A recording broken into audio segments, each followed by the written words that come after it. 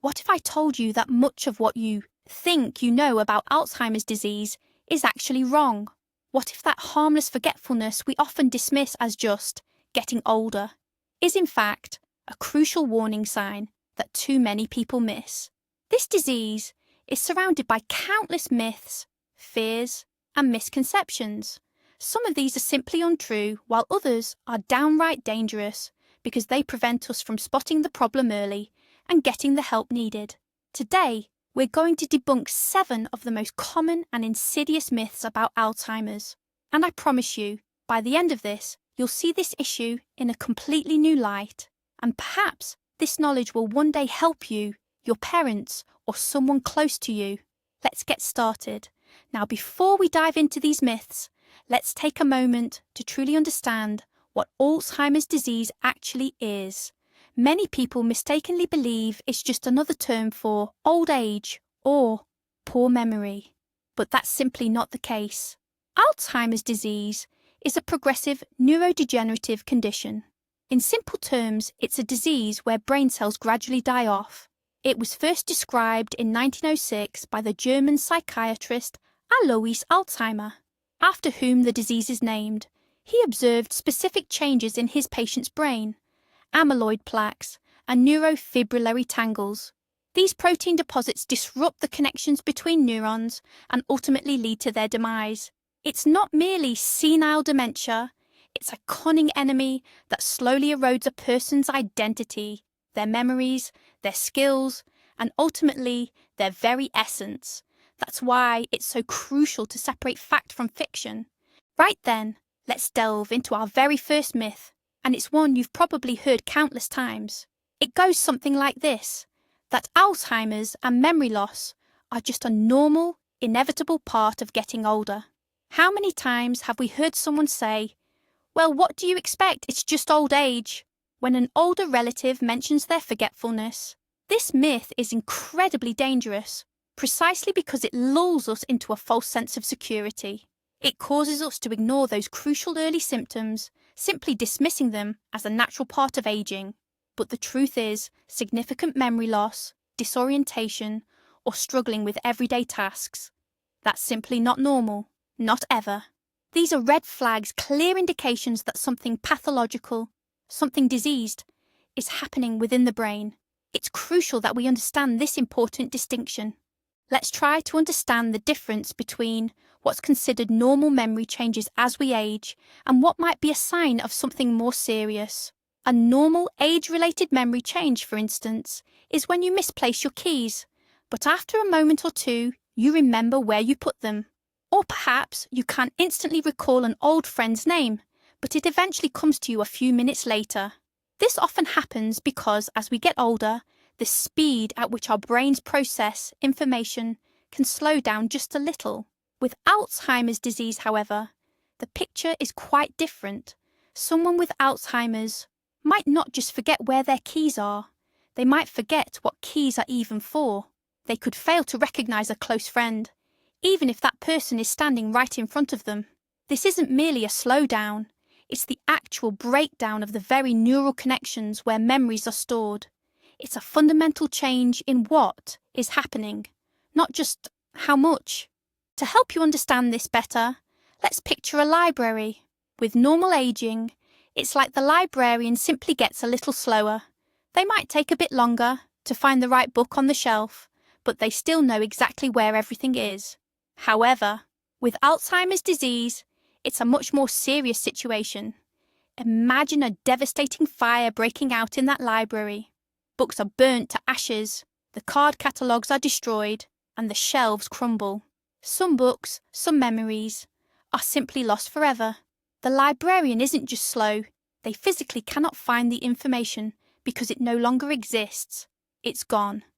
That's why it's so incredibly important not to dismiss serious memory concerns in our loved ones. Instead, please encourage them to see a doctor promptly.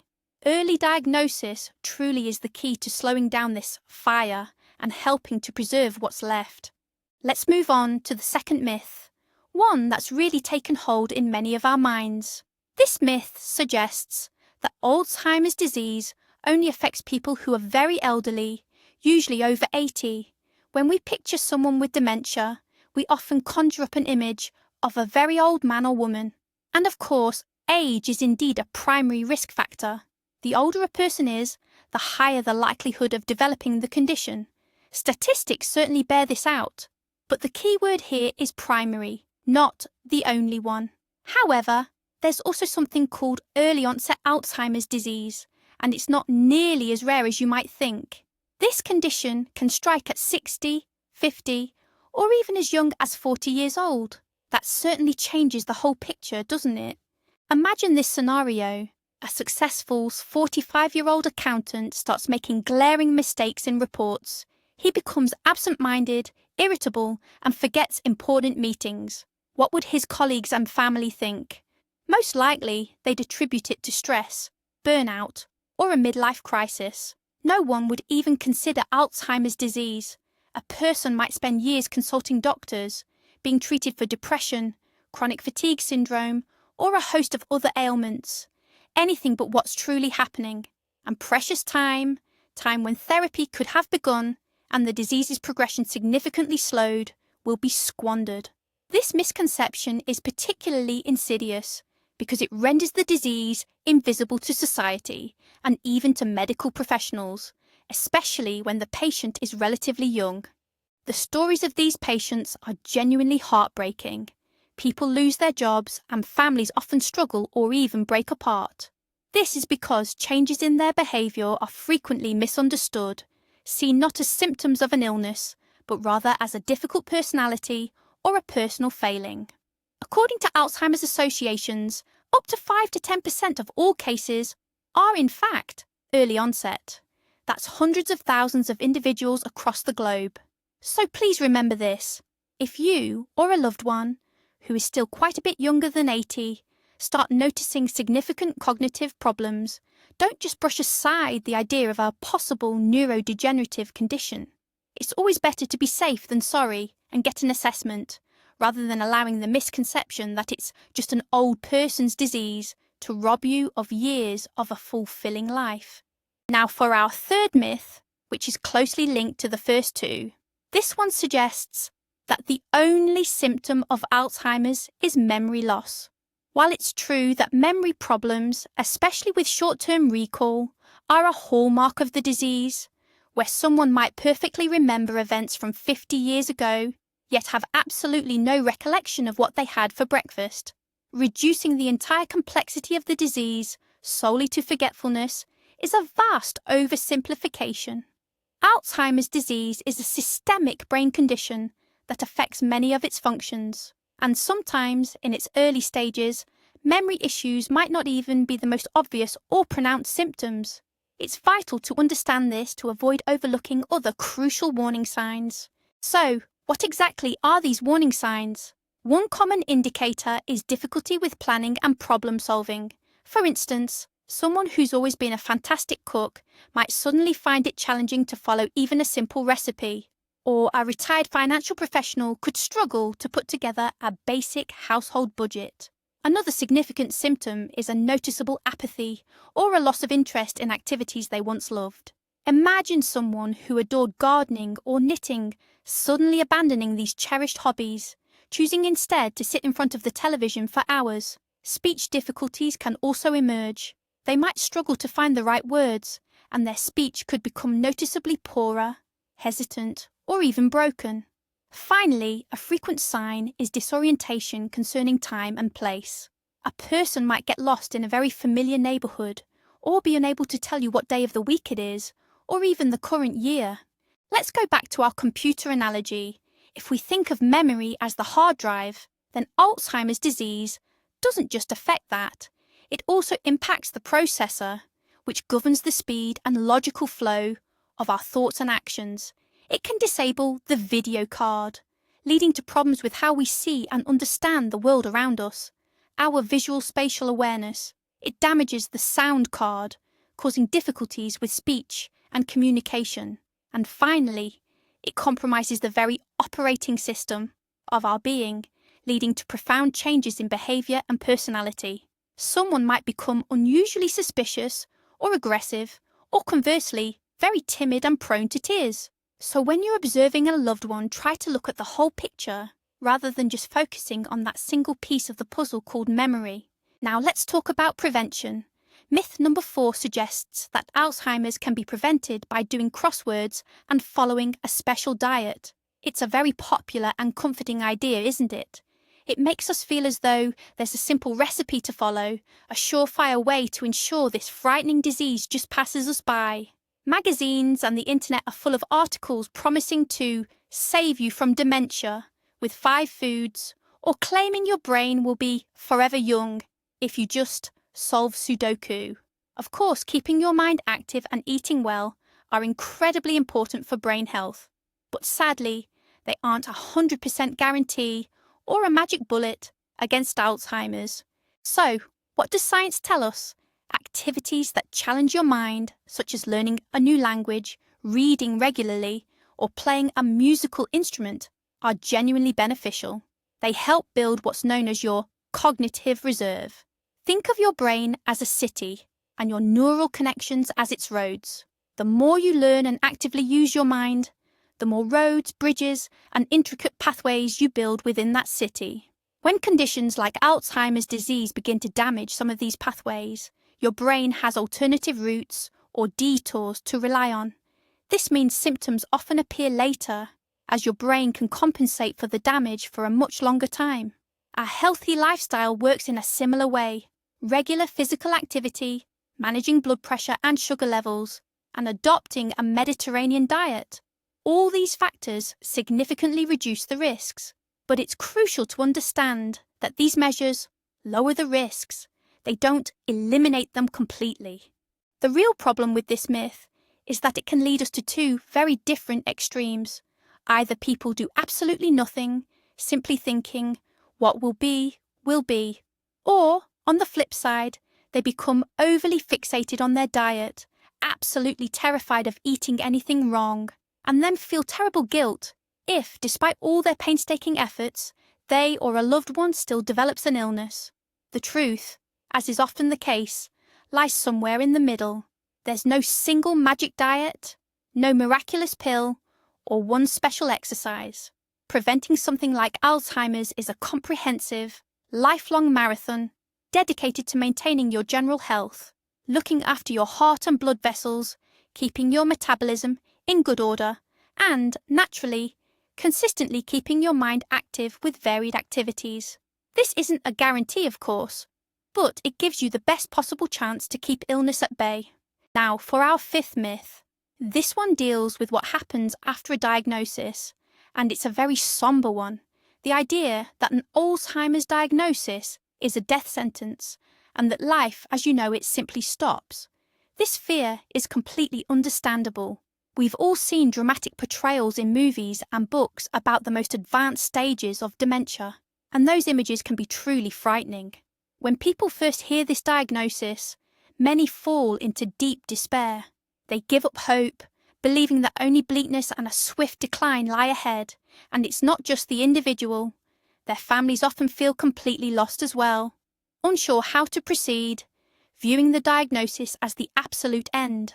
But today, the modern perspective on this challenge is entirely different, and it's absolutely vital to communicate this new understanding to everyone affected by this disease. It's true, we don't yet have a cure for Alzheimer's disease. We haven't found a medication that can reverse the process or bring back lost brain cells. However, that absolutely doesn't mean medical science is powerless. In fact, over the past few decades, there's been enormous progress in developing what we call supportive therapies. We now have medications that can significantly slow down the progression of symptoms for years, especially if treatment begins in the early stages. These treatments can help improve memory, concentration, and the ability to manage daily activities. This can give individuals precious extra years of active and fulfilling life. Beyond medication, there's also a wealth of non-drug approaches such as cognitive exercises, art therapy, and music therapy. These are all designed to support brain function and significantly improve emotional well-being. The key idea here is a fundamental shift in how we think. We need to stop viewing Alzheimer's disease as an immediate death sentence and instead begin to treat it as a chronic condition, one that can, and indeed must, be actively managed. Just like living with diabetes or high blood pressure, it's possible to live with Alzheimer's by actively managing its symptoms and adapting to the changes it brings. With early diagnosis and a carefully chosen treatment plan, an individual can remain independent for much longer, continue to connect with family, and find joy in everyday living. Yes, this life will certainly be different, and it will come with its own set of challenges and limitations. But crucially, it is still a life. And the collective responsibility of modern medicine and society is to ensure that this life is as high quality, fulfilling, and long as it can possibly be. Now, let's delve into the intriguing world of conspiracy theories and old wives' tales. Myth number 6 brings together a whole cluster of common misconceptions that Alzheimer's disease is caused by things like aluminium cookware, vaccinations, mercury dental fillings, and various other external factors. These myths are incredibly persistent, largely because they offer a straightforward and easy-to-grasp explanation for a very complex problem. It's far easier to believe that one specific thing is to blame, something you could simply remove from your life and then feel safe. Take the myth about aluminium, for instance. That one cropped up back in the 1960s after higher levels of the metal were found in the brains of some Alzheimer's patients. The news spread like wildfire, and understandably, people began frantically throwing out their aluminium pots and pans. However, over the past few decades, there have been countless major studies conducted on this very topic, and not a single one has managed to prove a direct cause and effect link between using aluminium cookware or even antiperspirants and the development of Alzheimer's disease. Scientists are still debating whether the buildup of aluminium in the brain is actually the cause or simply a consequence of neuron damage. Now, when it comes to vaccinations, especially the flu jab, the situation is actually quite the reverse. Big research projects have consistently shown that people who regularly get vaccinated tend to have a slightly lower risk of developing dementia. And it's much the same story with those old mercury dental fillings. There's just no convincing evidence linking them to Alzheimer's either. These sorts of myths and misconceptions truly distract us from focusing on the real, scientifically proven risk factors we should be paying attention to. So, what are these real factors we're talking about? As we've already discussed, age is the primary one. Second in importance is genetics, and we'll delve into that when we tackle our next myth. But crucially, there are also what we call modifiable factors, meaning things we can actually influence. These include cardiovascular diseases like high blood pressure, high cholesterol, and diabetes. The general principle is simple.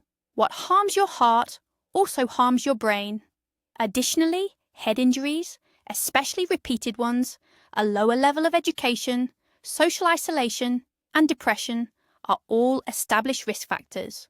By concentrating our efforts on managing these factors, we'll provide our brains with far more benefit than by, say, believing in wishful thinking or chasing every unproven fad.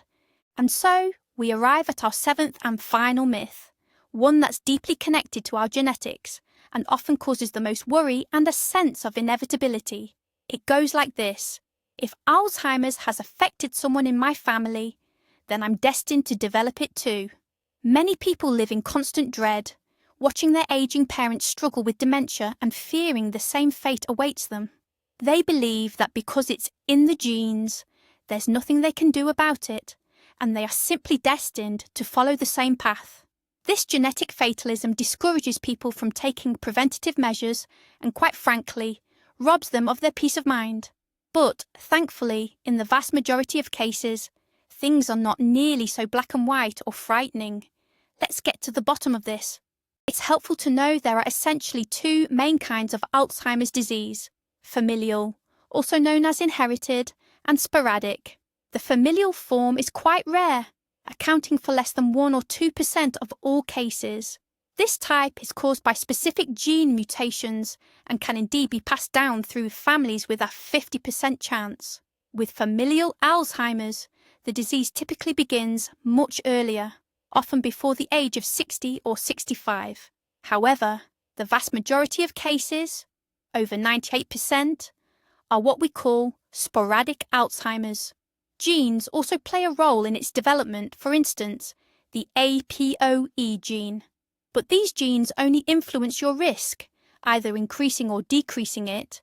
They don't guarantee you'll get the disease. For example, having the APOE E4 gene, sometimes referred to as a risk gene, doesn't mean you'll definitely develop the condition. Conversely, not having this variant doesn't guarantee you're completely safe from it either. It's just one piece of the puzzle, among many other factors, including lifestyle choices we've previously discussed. So, let's recap. Today, we've debunked 7 of the biggest myths surrounding Alzheimer's disease. We've learned that it's not a normal part of aging, but a serious medical condition, that it can start as early as 45, and its symptoms extend far beyond just memory issues. We've understood that while crosswords and healthy diets are beneficial, they're not a magic bullet. And the diagnosis isn't a death sentence. It's the start of a proactive fight for a good quality of life. Most importantly, we've distinguished real risk factors from unfounded scares and understood that genetics isn't a guaranteed outcome. Knowledge is our greatest weapon in combating this disease. It helps us overcome fear, spot potential issues in ourselves or loved ones early, and seek help without losing precious time. Thank you for watching this important video all the way to the end. If you found it helpful and it clarified some of the complexities surrounding this topic, please give it a thumbs up and subscribe to our channel so you don't miss our future discussions. Now, a question for you. What myths about Alzheimer's or other health conditions have you encountered? Share your thoughts in the comments below and let's discuss them together.